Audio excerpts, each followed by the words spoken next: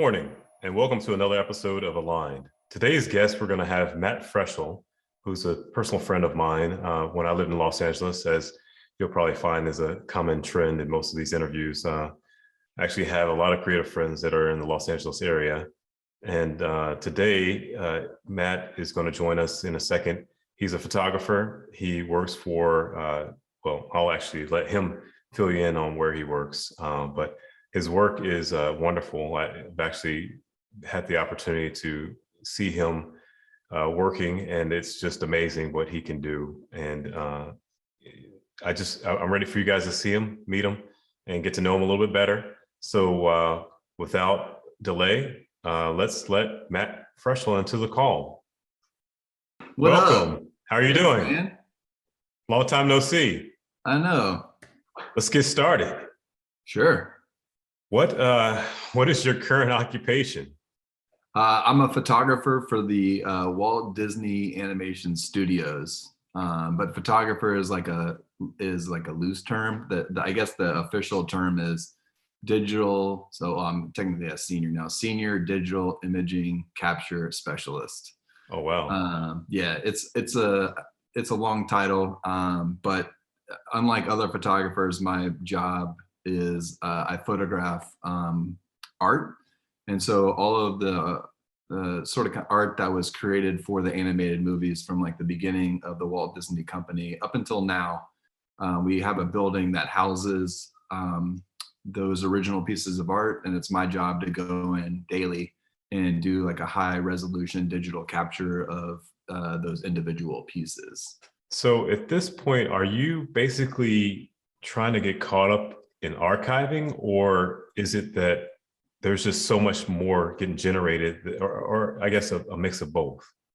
Yeah, so it's mainly archiving at this point, where we've got like a couple of different like avenues in which we decide what we photograph. But right, there's stuff that is like the very first drawings of like Mickey Mouse in our collection, but we've also got stuff in our collection from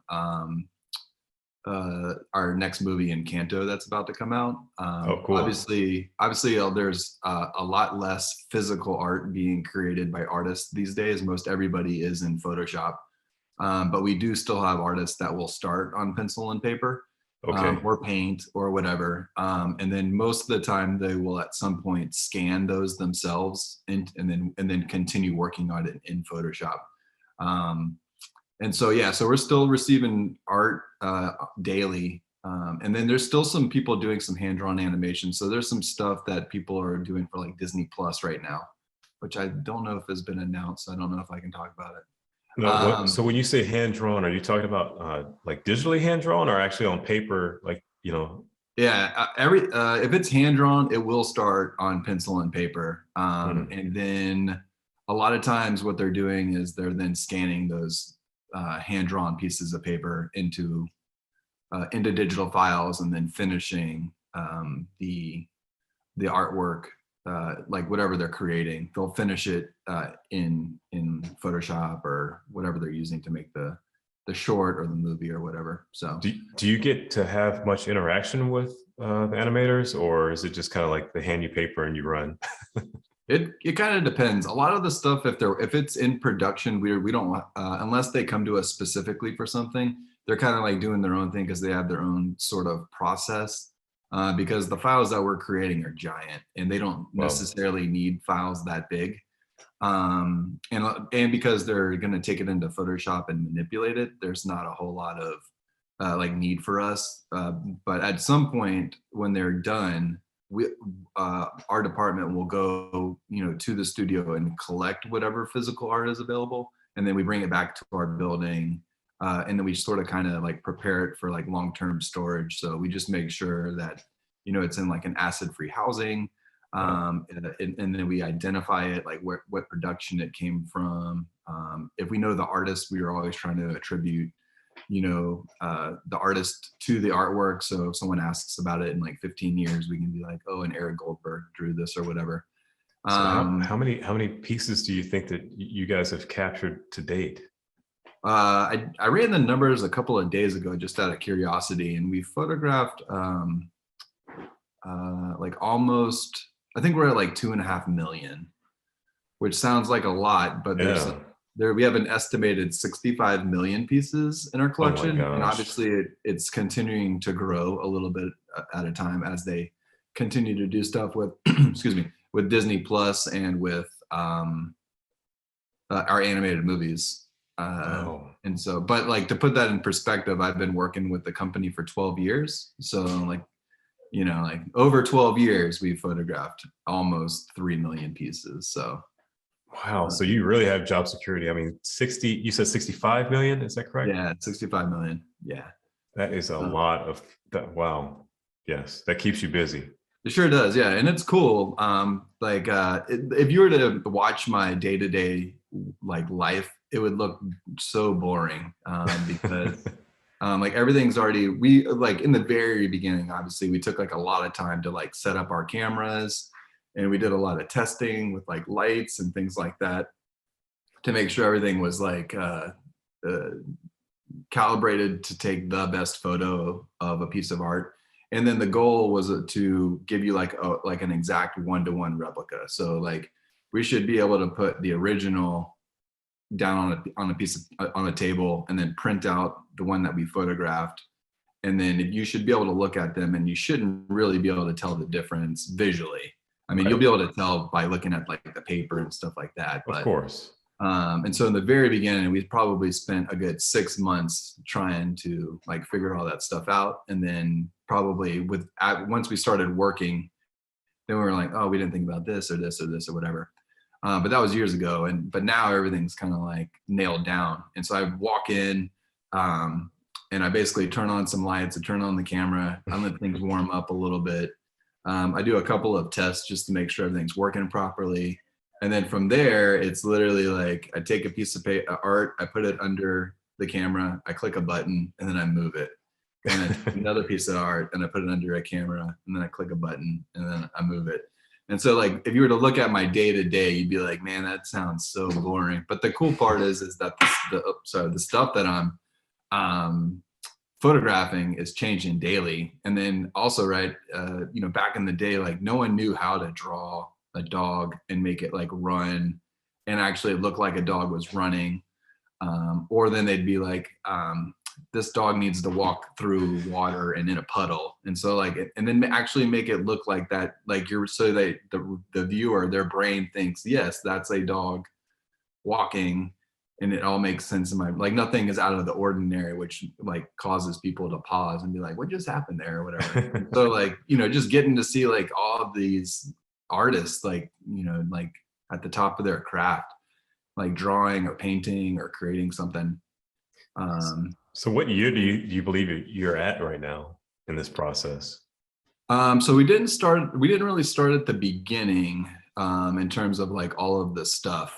Oh, okay. We kind of like cherry picked, and we continue to cherry pick the collection. And so it's kind of like, um, we have like long-term projects where we have started at the beginning. So we photographed some of like Oswald the Lucky Rabbit. We photographed like almost all of Snow White.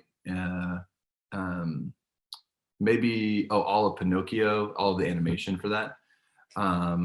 But if we were to think like broader picture, it's like, well, if something were to happen to this building, you know, like what would people have asked for and then be upset about if we did not have a digital photo for?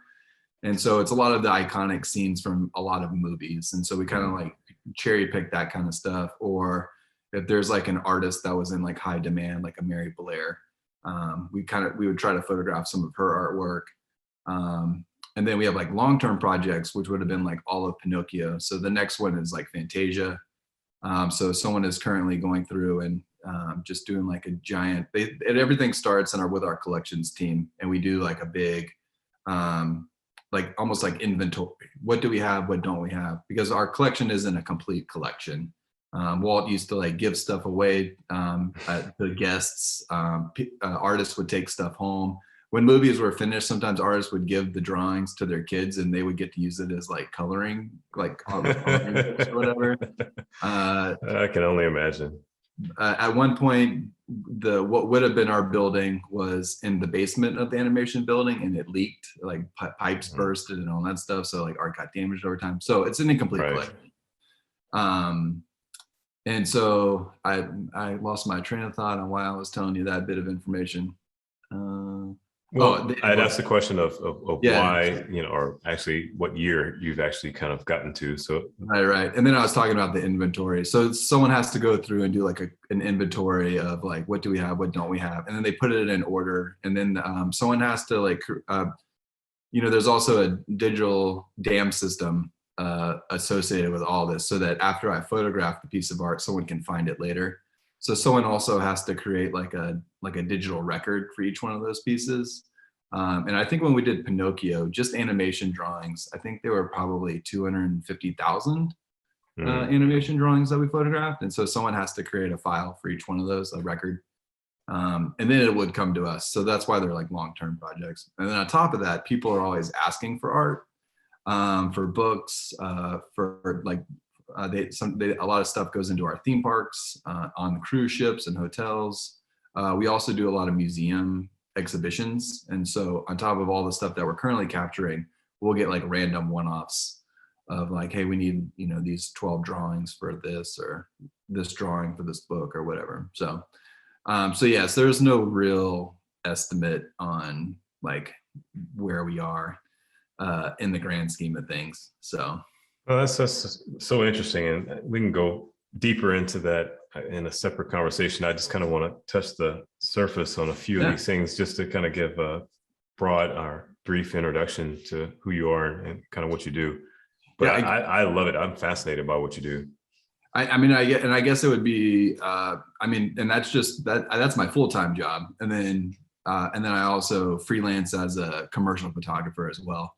And with that stuff, I'm mainly photographing people, um, mostly studio, but I've done my fair share of like outdoor stuff. And then I'll shoot the occasional wedding, or the occasional family photo. But I guess my bread and butter commercial wise is like studio photography, commercial stuff. So. So with all of this, and my expectation is that you. Well, I'm not even going to suggest, but what would you say that you could do on a daily basis, paid or unpaid, and you would just be, overjoyed?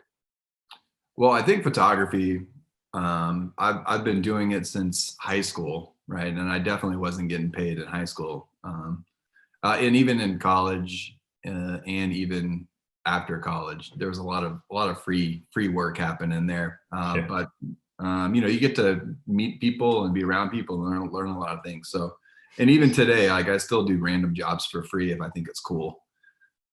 And so I would definitely do that. And then the other thing that's totally unrelated is I'm big into personal finance. And so I do that all completely for free. But I tend to sit down with people and chat about how they can, do some of the things that can help them better their financial lives. So like budgets and getting out of debt and a little bit of investing and saving for the future and stuff like that. So I those, never, I mean, I kind of knew that. I guess the time when we were all kind of going to the financial piece yeah. at church, I believe I'd seen that you were participating at the time, volunteering your time. So that's, no, that's a great thing. And we all appreciate that. Um, the next question I have is, when you were a child, where did you see yourself? I mean, would you imagine yourself being in the position you are now? What was your thought of adulthood? Yeah, no, especially with Disney, right? I remember, I remember like enjoying Disney animation, and I even remember like trying to draw the characters. I have a decent art background. Like I'm pretty good at drawing, but not to like the level of these guys. And so I remember at one point like trying to figure out how to draw those things.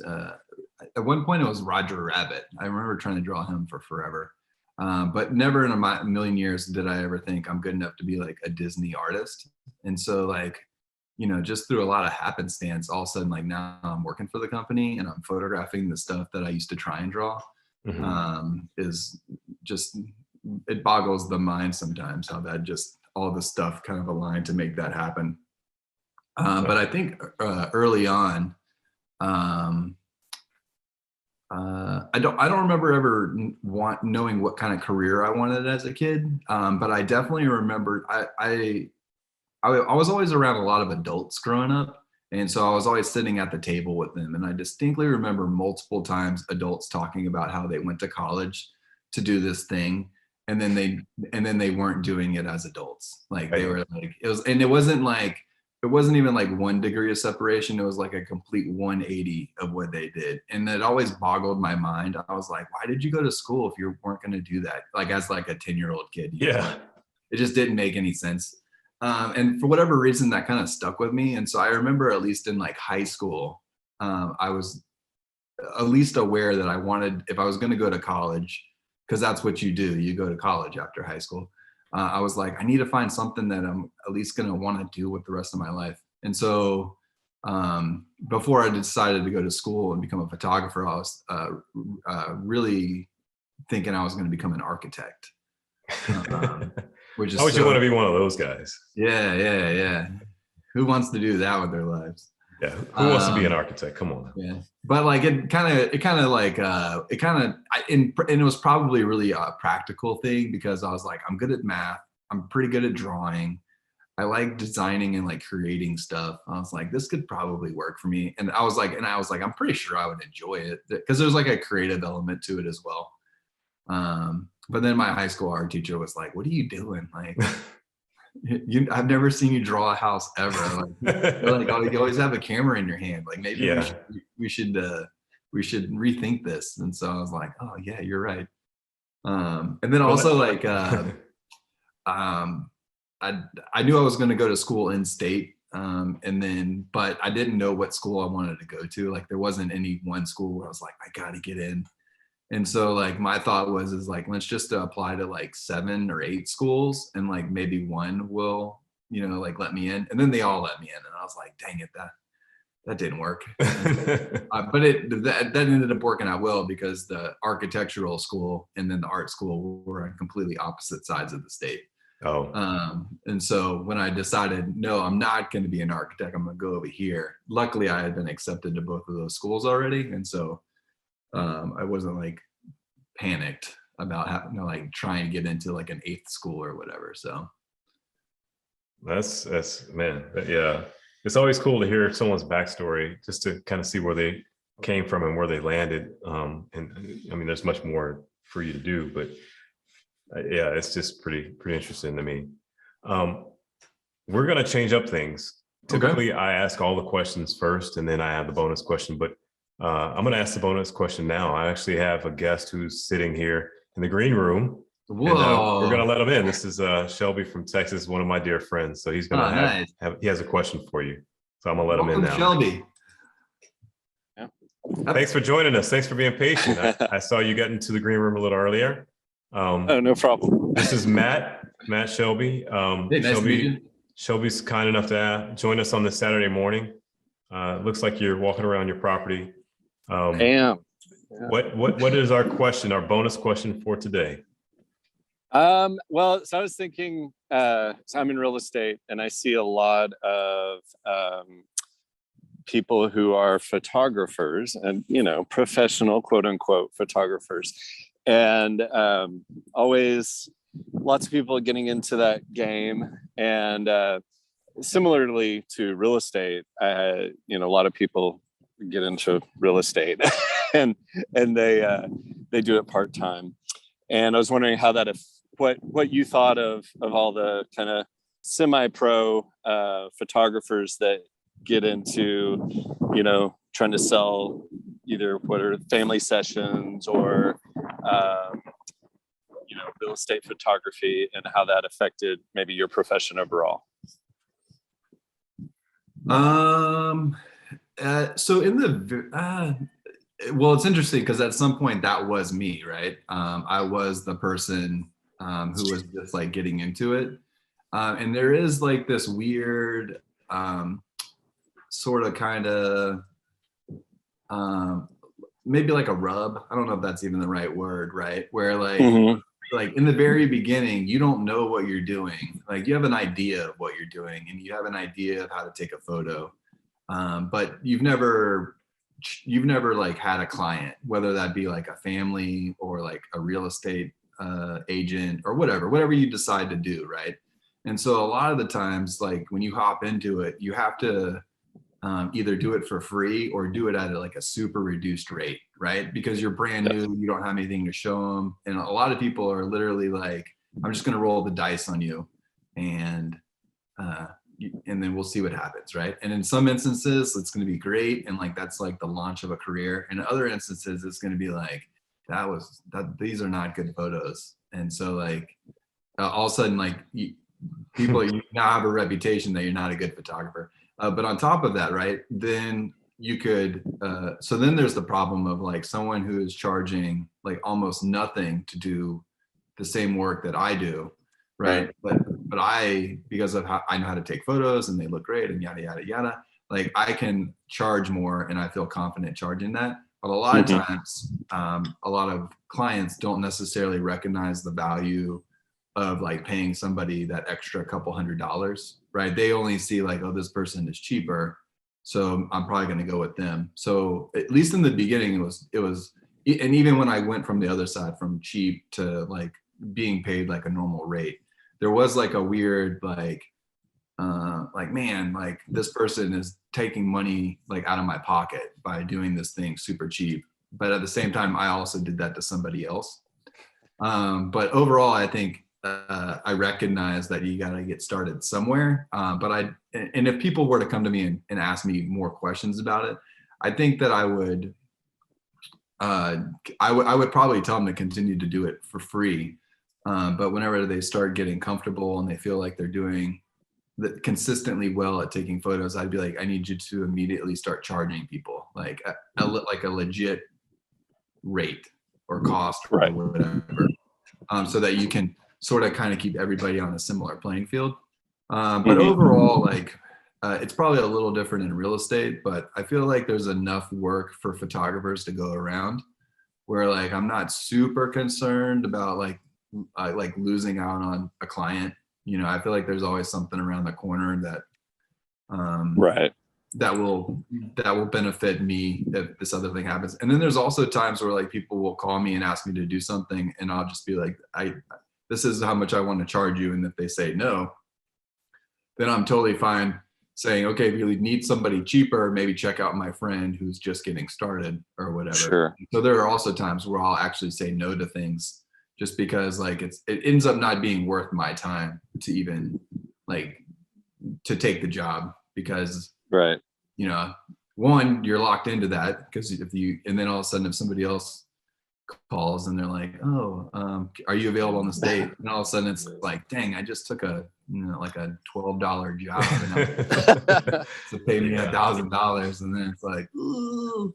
But even then, like even with that kind of stuff, I now tell people like, hey, you're getting this at like a super discounted rate, and so like as long as nothing else happens, like let's do it. But like if someone calls me with like a legit job, then we're gonna have to like move our time. It's actually very similar to real estate. I mean, okay. Sorry, I have a cat friend here. That's fine. But yeah, it's actually sounds very similar because much in the same vein, you know might take something, you know, somebody that's gonna take a lot of your time for, you know, a very small amount of money, and then it's gonna divide your time where somebody else, you know, is you know, selling a $5 million house, and you're like, oh, but you have to treat them equally, you know. Right. So but yeah, it's quite similar in many respects, I think. Well, cool. Thank you, Shelby, for that question. Yeah. You can hang out with us or I'll let you part. It's up to you. I have a few more questions before we get to the end. I will probably watch later, and it's nice to meet you, Matthew. Yeah, man. Nice to meet you as well. All right. Bye, Take guys. care. So, Matt, the next question I have for you, and it kind of stems from your direction in high school, I guess, being kind of, I'm not going to say herded in one direction towards architecture, because I think that was something you kind of took upon yourself.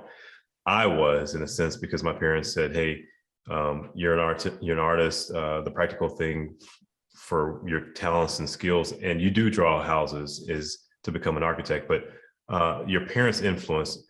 What I want to get at is what role did they play in your career? What careers did they have or have? So we'll start with that question: is what career, what careers do they have? What jobs did they have?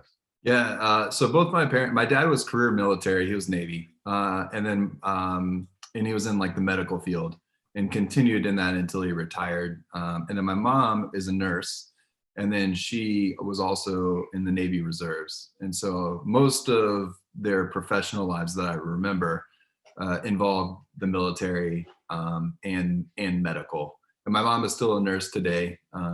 She works in kidney dialysis. Oh.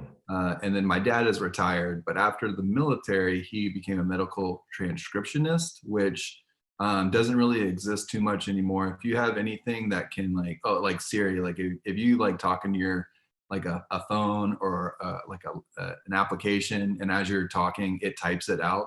That used to be my dad before he got replaced by the robots. Robots. And then so he basically was he saw his career coming to an end, so he just wrote it out until like the very end and was like, whenever it ends, that's when I'm going to retire. And for the longest time, even like in high school, I remember my dad trying to push me into the military.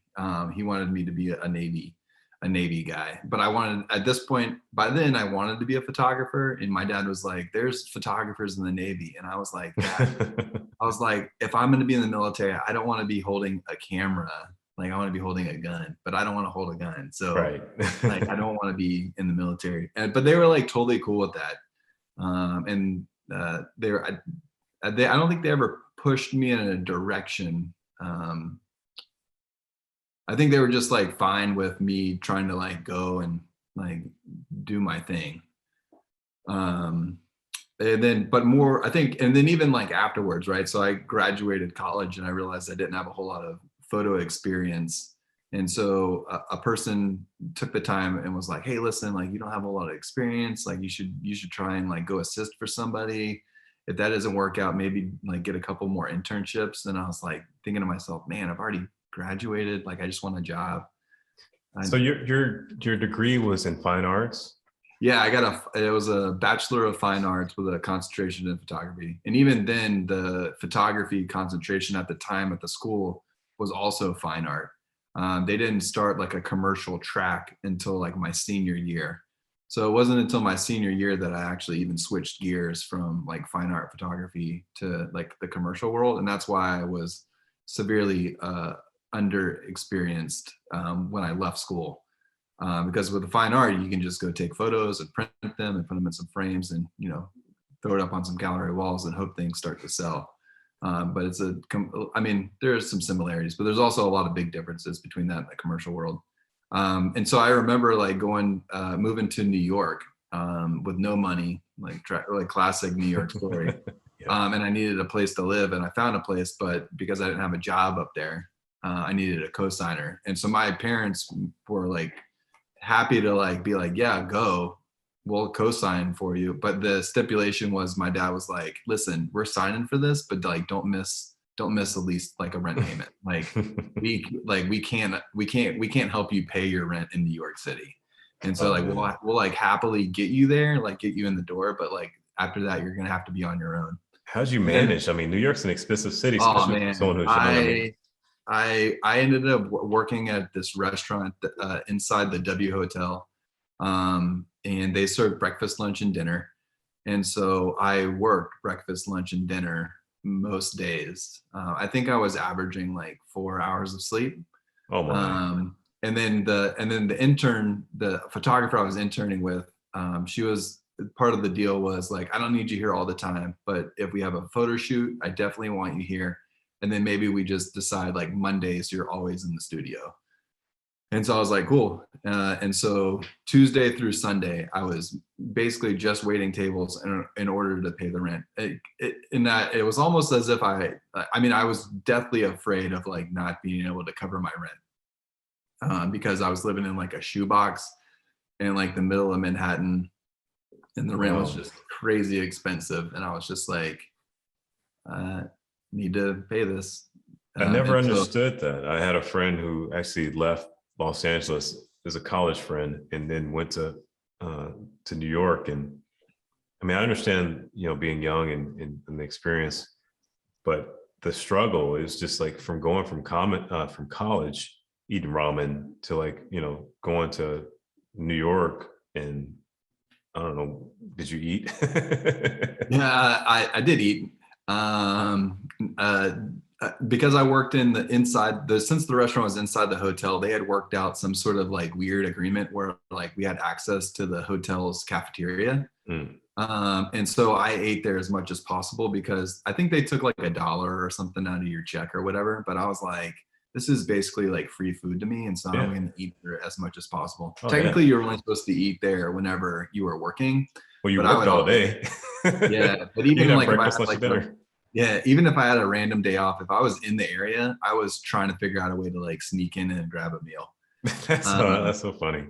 and then I would cook every once in a while at home, but it wasn't often. And then most of the time at the studio, there was also free lunches. There was always a free lunch during a photo shoot.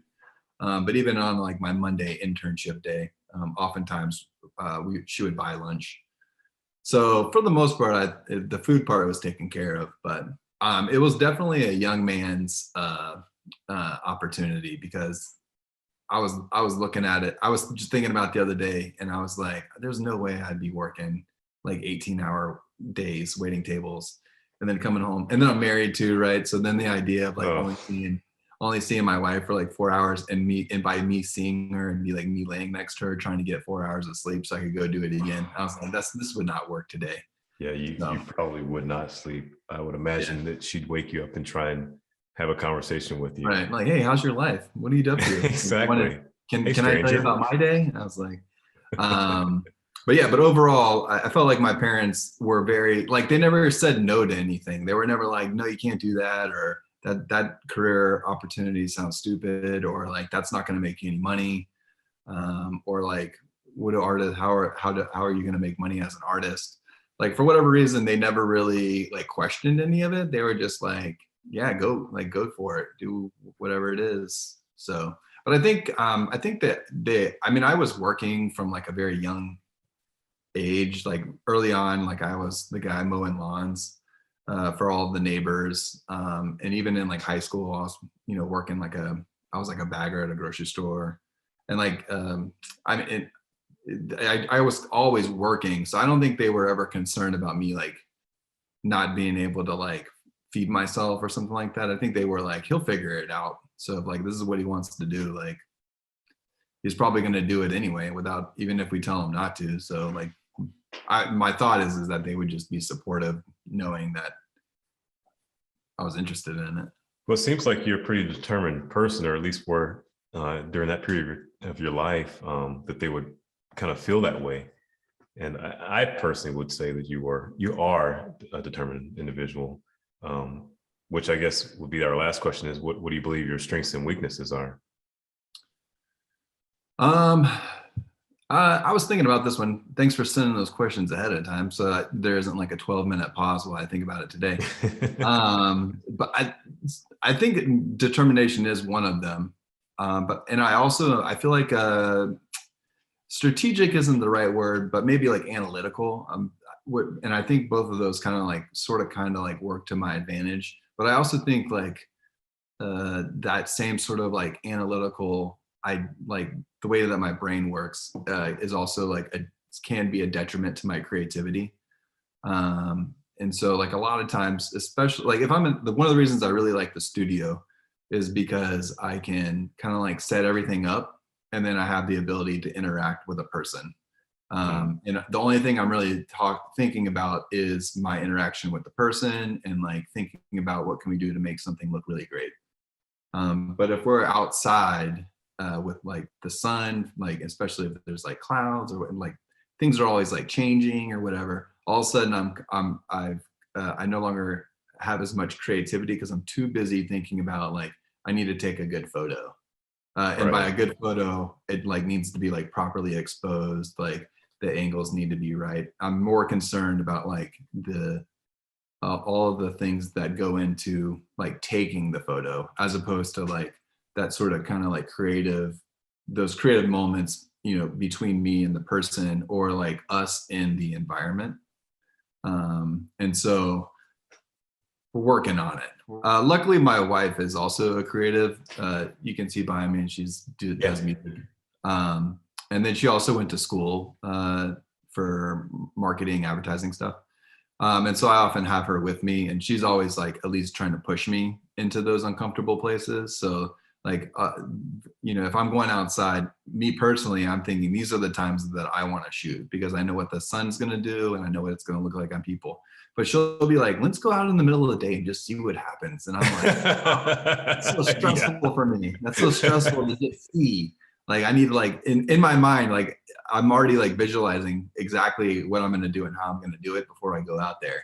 So the idea of just like jumping out there in like the middle of the day and just like, but I think I ultimately, like if I had to boil it down for me, I think it's more about like time, like, especially if I'm in a photograph and luckily there's grace with a lot of people, especially if you tell them ahead of time. But like part of it is like, I don't want to waste people's time. And I also don't want to waste my time. Right. Because I think the goal, no matter what kind of like art you're in, is like at the end of doing something, you want to have something that is that you can share with somebody, whether it be like a spouse or a client or the world. And so like if you go out there and then you fumble around for an hour and then you get back in and you start editing and you're like, oh, these are garbage. Then it's like I just wasted a whole hour and I don't have anything to show for it. And so then, so at least like being able to control parts of it at least allows me the ability to come away with something that I would be proud to like show to anybody. Whereas you might get it. Like you might go out there in the middle of the day and come away with something that's incredible, but you might not.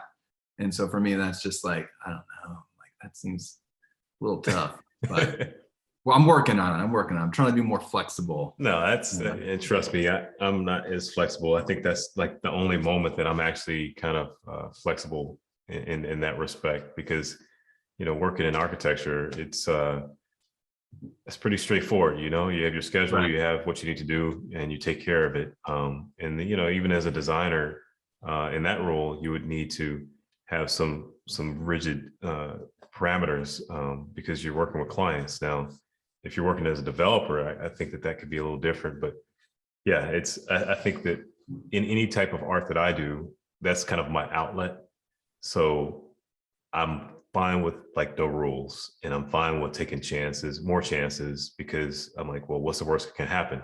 In architecture, the worst that can happen is my building falls and people die. You know, it's like, yeah. So, you know, it's just cool to talk to people who have a different perspective in some respect. But yeah, no, we're at the end of our hour, and I appreciate the time that you've given me and entertained the questions. I guess in closing, I always want to leave those who are watching with a little something. Is there anything that you can give as advice to anyone who's aspiring, other than living in New York in a shoebox, working 50 million hours, and hoping they can get a meal for free? Yeah, I mean, if you want to, I think if you want to do it, like if there's something in like the back of your mind that's like, I think I'd be good at we'll say photographer, but anything, right? Like at least explore it. And just see, right? Like this could be the thing that ultimately like sets you like on a completely different path. But like if you're always like, I don't know, like whatever, or like a lot of people that is when we go, if we were to circle back to the personal finance thing, I have a lot of people that don't necessarily go for any of their dreams because like they're burdened with like a lot of debt, and so they can't like leave the 9-to-5 job that they have, because they're getting paid like X amount of money and they know they need that much money to like pay all of their bills or whatever. But if they weren't debt free, like I always ask them, like, what would you, or if you had like an extra $5,000, which would be the equivalent of debt free, like what would you do with that money? Or like, would you go do another job or whatever? And so I often like try and push them towards this idea of like, do it, like just explore it or something. And then, cause you never know. Right. And then the other thing that I often try to tell photographers specifically is like, don't worry too much about your gear. Like you don't need like the newest of the new of anything. Like just go out and get like any camera. Like, I mean, I would suggest at least one that you can completely do manually, so you can change all the settings yourself. And like just go out there and just like start taking pictures, because ultimately, like, yes, some of the gear will make you take better photos, but if you don't know how to take a photo, it won't matter. Like if you take a terrible photo with a $5 camera and you replicate that with $1,000 or a $2,000 or $3,000 camera, it's still a bad photo. And so like don't get hung up too much on like being like a gearhead, but instead like actually try and figure out like, how do I take a good photo? And then once you've kind of sort of like figured that out, then you start talking to yourself about like, okay, I can take good photos with this. What piece of gear would allow me to like take this same photo but make it a little bit better? And that might actually be a better camera. It might be a better lens. It might be like adding in like a camera flash or whatever. But there's tons of people that jump super deep, super fast, and they spend lots and lots of money, and then they like go to take photos and they're just not great. And it's like, man, you could have taken that same great photo and not spent thousands of dollars. So like maybe go slow, figure out what you want to do, how you want to do it, right? Also like the kind of photography you want to do, that will also direct what kind of gear you buy. And so it's better to figure out how to take photos and what kind of photos you want to take before you start jumping too deep in. And also, like, again, just start doing it. No, that's great. I remember years ago, someone said it doesn't matter what equipment you have. If you just have a camera and you have a good eye, that's all that matters. And I took that to heart, and I took a trip to Europe long time ago, and I had an elf. I don't know if you remember the Canon elves. Oh yeah, just little point and shoot. And to this day, I mean, I have one of the shots that I've taken on my website, and people are like, oh my gosh, this is a beautiful shot. Where'd you get? How'd you go? I'm like, I took that with an elf. I saw it, I wanted to capture it, and I just point and shot. But I did realize the benefit later to get, a DSLR and what advantages it would have in terms of the manual settings. And that was another person who came to me and said, hey, put it on manual. And I'm like, but I don't. He's like, put it on manual, tough it out. You'll figure it out. It'll make sense to you. I'll show you a few things. And, I've never changed the setting since, except when I'm taking pictures of my kids, because they run around so much. I have to put it on like a really fast setting just to kind of keep up with them. But I think that's great advice. So thank you very much, Matt. Yeah, no problem. Yeah, this was fun. I'm glad we got to sit down and chat. We don't get to do that. And I don't think the last time I've sat down with you for longer than 5 minutes has been for, decade. So yeah.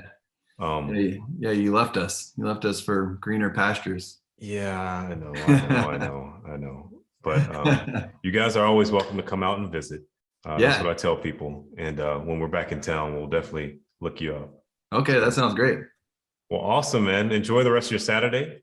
And, thanks. Same to you. We'll be in touch. Yeah, sounds good. Tell your family we said hello.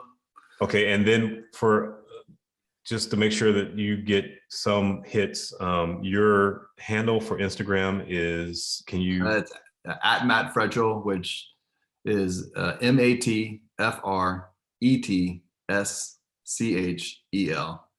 And then my website is the same one. It's www.matfretschel.com, same spelling. Okay. Yeah.